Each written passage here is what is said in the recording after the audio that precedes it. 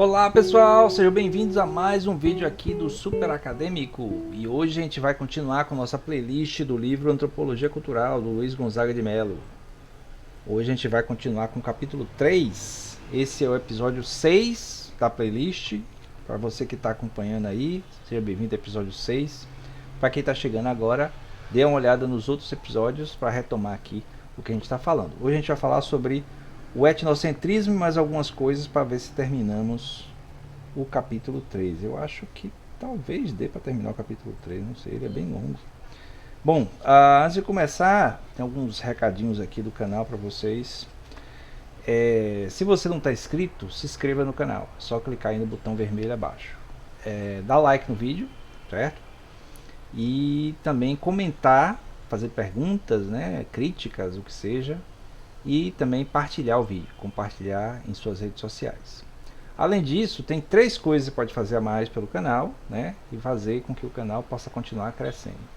Uma é dar o chamado valeu especial, certo? Esse valeu aí que é um coraçãozinho com cifrão.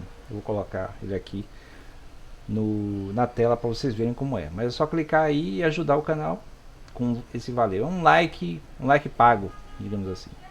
Tem também o Seja Membro, que está valendo já, Seja Membro aqui também, esse botão Seja Membro, que aí você tem acesso a conteúdos exclusivos do canal. Inclusive a gente deve começar a fazer lives frequentes, elaborando algum tema, desenvolvendo alguma coisa que ajude quem quer seguir a carreira acadêmica. E aí a live ela vai ser pública no dia da transmissão, mas depois vai ficar disponível somente para membros, certo? E você pode também apoiar o canal diretamente, ser um apoiador do canal, como os atuais apoiadores, que eu agradeço sempre o apoio pelo canal.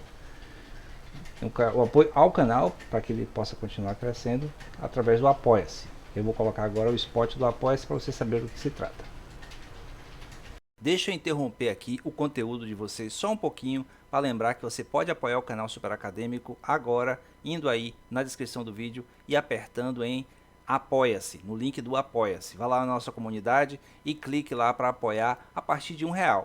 Agora, se você tiver um pouquinho mais de disposição e apoiar a partir de R$60, você ganha como recompensa um dos meus livros. Um desses livros aqui, à sua escolha. São 5 livros possíveis que eu posso mandar para você direto da editora. Tem o Em Busca da Verdade 1 e 2, que você pode pegar. Tem o Antropologia Filosófica, notas de aula.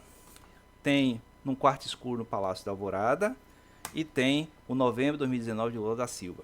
Qualquer um desses livros à sua escolha. É só apoiar a partir de R$60. Com esse apoio e junto com os outros apoios que a gente já está acumulando no canal, a gente vai conseguir melhorar ainda mais os conteúdos do canal. Agora vamos para o conteúdo do vídeo. Valeu! Pois bem, esse aí é o spot do Apoia-se, então se você se interessou, é só apoiar o canal. Então vamos lá, vamos ao livro do Luiz Gonzaga de Mello, falando sobre o etnocentrismo agora, no capítulo 3. Lembra que a gente estava falando sobre cultura e aqui o etnocentrismo, porque faz parte do mesmo capítulo. No conceito de cultura, que é um conceito etnocêntrico, porque ele é formulado em ambiente europeu do século XIX, né? Mas é reconhecido, especialmente na antropologia do século XX, a ideia de que o posicionamento etnocêntrico faz parte digamos assim, da existência cultural do ser humano. Então todo ser humano tende a ver o mundo a partir dos olhos de sua cultura. Por isso que é etno, que é cultura, né? Tradição, povo, e cêntrico, centrismo dentro dele. Dá seu nome de etnocentrismo à atitude dos grupos humanos de supervalorizar seus próprios valores, sua própria cultura. Diríamos que essa atitude pode ser tomada como consequência do próprio processo de endoculturação. A gente falou de endoculturação no último episódio, que é a formação cultural que vem de dentro da própria cultura, da qual nos ocupamos há pouco, né, como falou.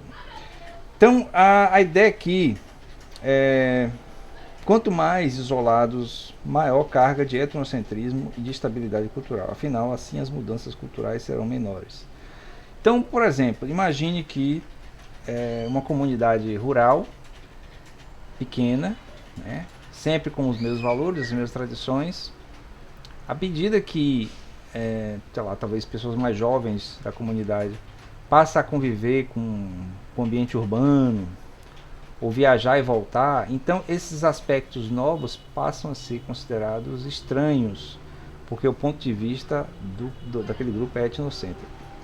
Na pesquisa antropológica, o etnocentrismo ele deve ser reconhecido pelo pesquisador para que o pesquisador possa se afastar o máximo possível dele à medida que ele observa e participa da vida cultural de outro povo, certo? Então, é aquela coisa do estranhamento primeiro. Então, se você chega num lugar em que, digamos, as pessoas, sei lá, as pessoas toda sexta-feira elas usam roupas pretas, certo? Então, todo mundo na sexta-feira usa roupa preta. Você vai estranhar, você vai achar estranho, porque você veio de um lugar onde as pessoas não têm nenhum código de vestimenta para sextas-feiras. Vamos dizer assim, né?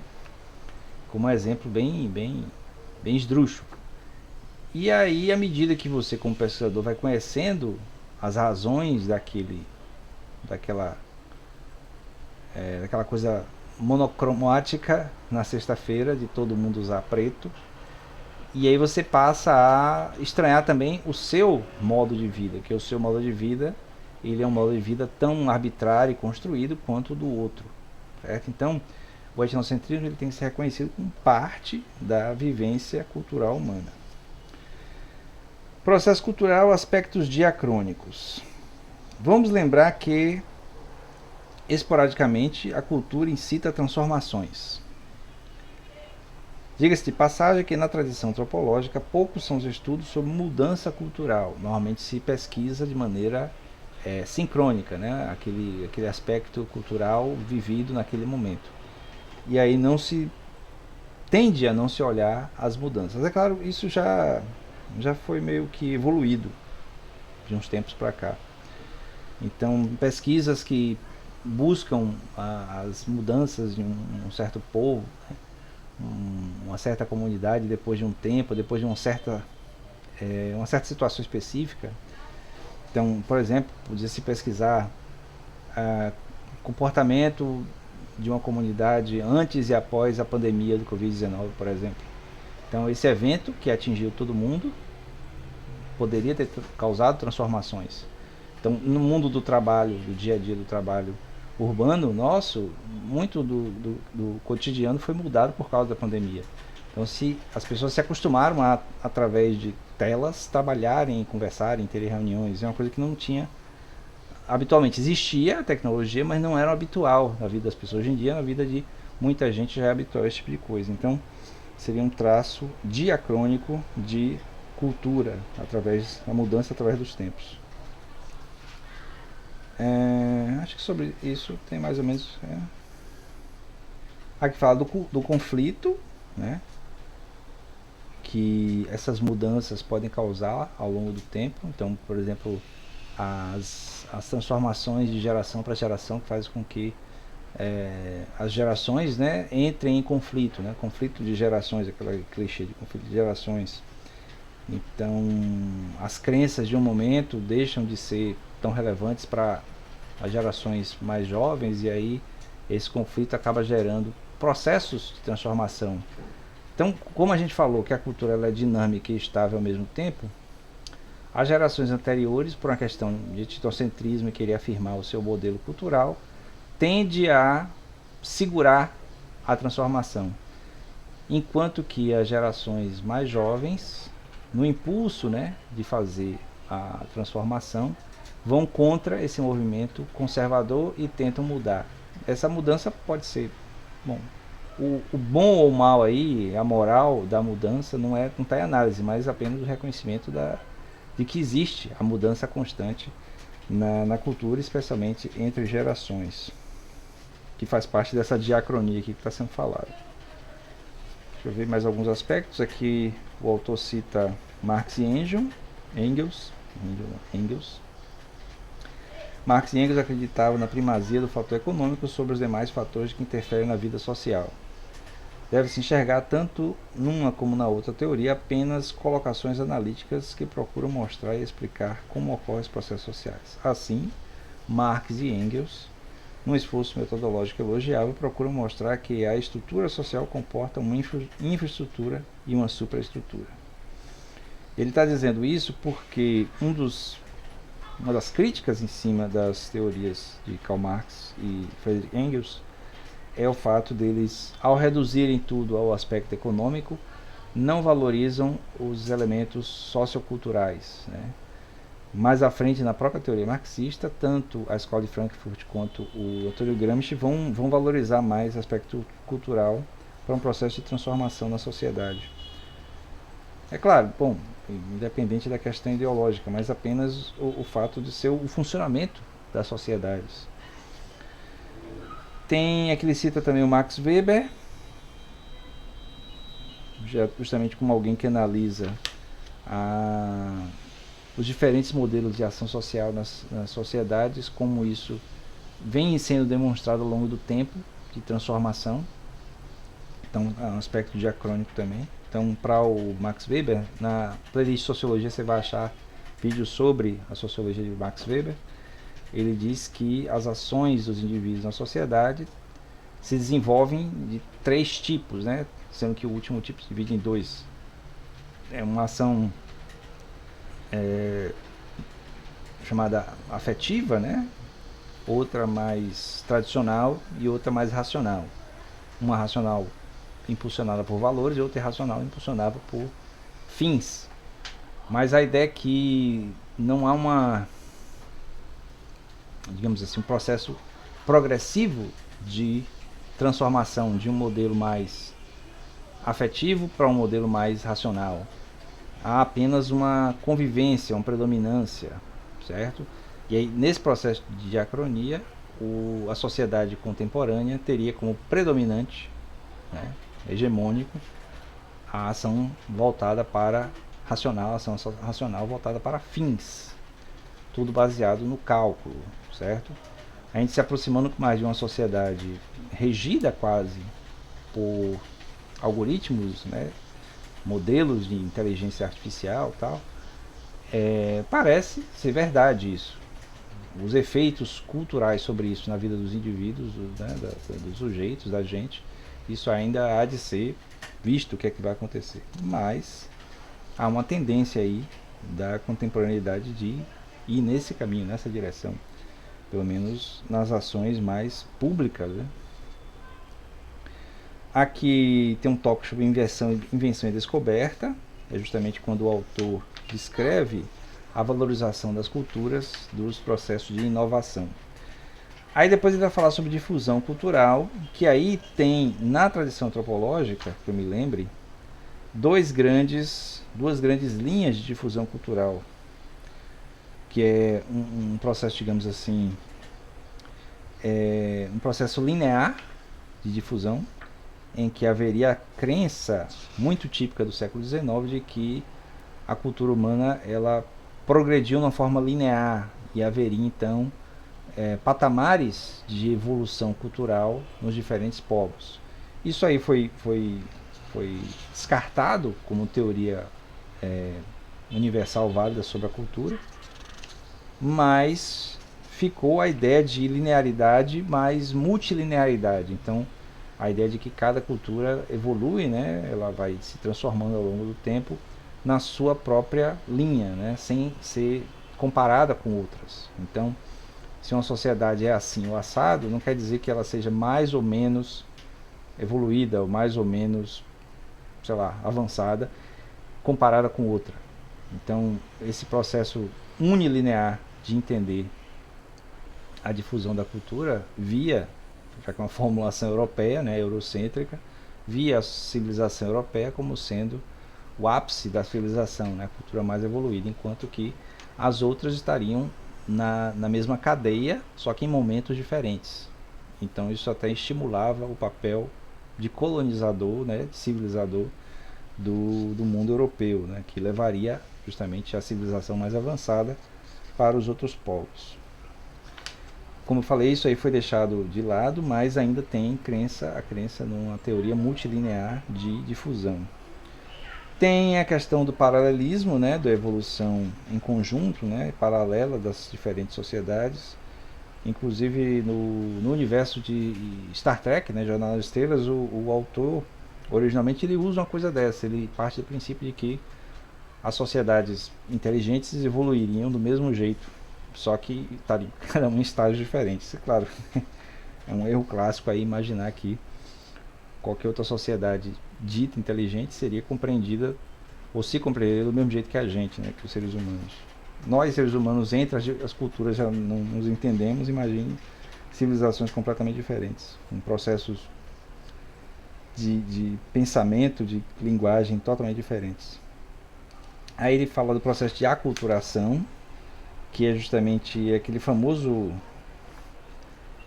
processo em que uma cultura, por ser predominante por alguma razão, né, razões econômicas, militares, sociais, acaba transformando a outra, né? E a outra vai sendo aculturada, vai perdendo os seus traços e ganhando os da predominante. Então, um exemplo histórico clássico disso aí é a predominância, né? A hegemonia da cultura do Império Romano sobre as regiões que foram dominadas. Então, mesmo assim, há claro, ao processo oposto, né? Em que as regiões, os povos dominados dão, né, ou transgridem, né, de maneira meio reativa, né, subversiva, aquilo que está como colocado como hegemônico. Então, se o mundo romano impunha o latim como língua oficial, impunha as leis romanas, tal, a economia, o que seja, de traço predominante romano para garantir o domínio do império,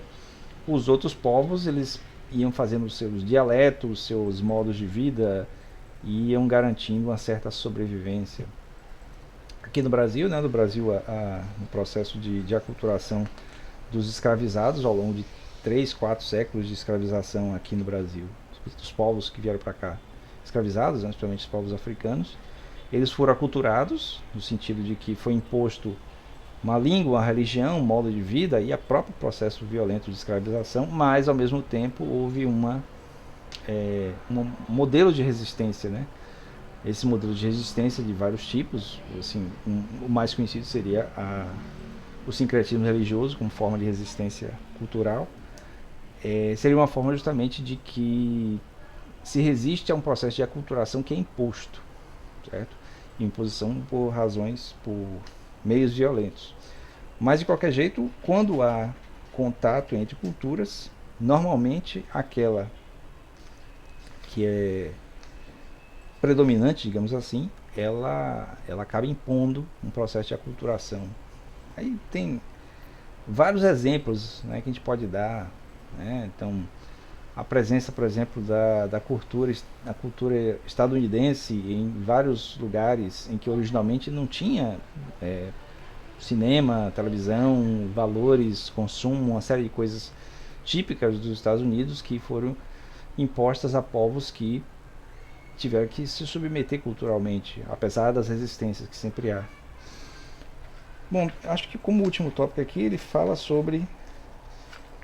Não, são dois últimos tópicos, que é cultura e ambiente e cultura e personalidade. Com relação ao ambiente, ele vai dizer que é da tradição antropológica, que o meio ambiente tem uma certa influência sobre as culturas, mas não é uma determinação, há uma influência, mas não determinante. Então, a evidência dessa não determinação é o fato de que tem povos que se desenvolveram em ambientes muito semelhantes, ou muito frio, ou muito quente, ou muito úmido, ou à beira-mar, coisas muito similares, e, no entanto, desenvolveram soluções, né, de sobrevivência com aspectos diferentes. Certo? Essas soluções elas resolvem os mesmos problemas impostos pelo meio ambiente, só que com criatividade, né, com soluções bem diferenciadas. Então, seria a ideia de que o ambiente ele tem uma influência na cultura, mas ele não tem determinação. E sobre personalidade, o que ele vai dizer é o seguinte, que a nossa compreensão, né, ocidentalizada sobre personalidade acha que existe algum tipo de rol de traços de personalidade, né?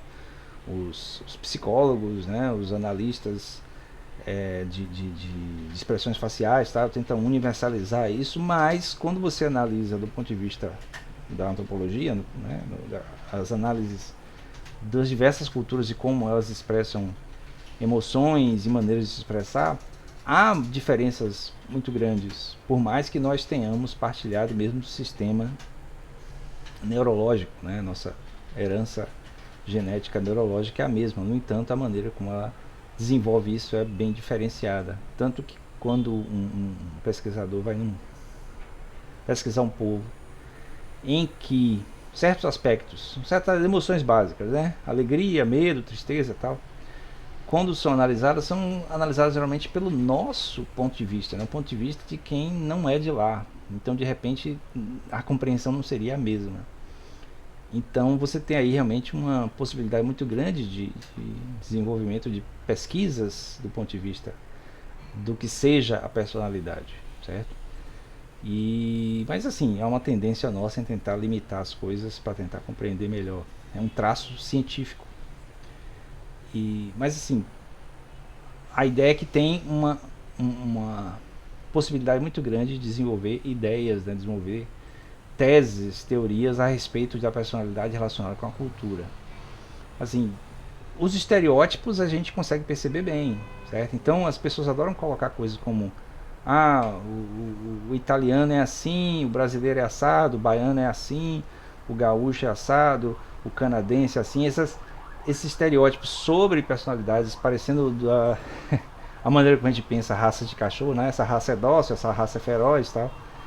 E aí normalmente não funciona se você for passar a analisar pessoa por pessoa, certo? Mas, ao meu ver, pelo menos interpretando o que o autor diz e um pouco do que eu sei sobre isso, há uma certa influência na maneira como a expressividade individual desenvolve a personalidade, a influência da cultura, né, nessa expressão. Então, a cultura meio que molda a maneira como o indivíduo vai expressar aquele traço que a gente entende como sendo de personalidade.